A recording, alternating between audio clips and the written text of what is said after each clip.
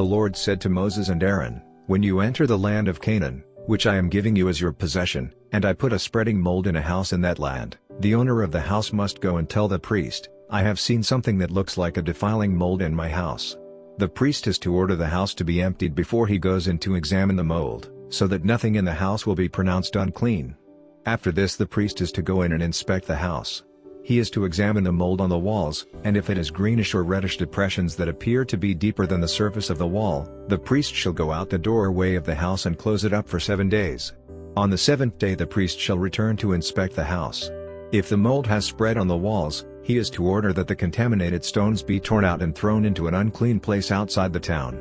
He must have all the inside walls of the house scraped and the material that is scraped off dumped into an unclean place outside the town. Then they are to take other stones to replace these and take new clay and plaster the house. If the defiling mold reappears in the house after the stones have been torn out and the house scraped and plastered, the priest is to go and examine it, and, if the mold has spread in the house, it is a persistent defiling mold, the house is unclean. It must be torn down, its stones, timbers and all the plaster, and taken out of the town to an unclean place. Anyone who goes into the house while it is closed up will be unclean till evening. Anyone who sleeps or eats in the house must wash their clothes. But if the priest comes to examine it and the mold has not spread after the house has been plastered, he shall pronounce the house clean, because the defiling mold is gone. To purify the house he is to take 2 birds and some cedar wood, scarlet yarn and hyssop. He shall kill one of the birds over fresh water in a clay pot.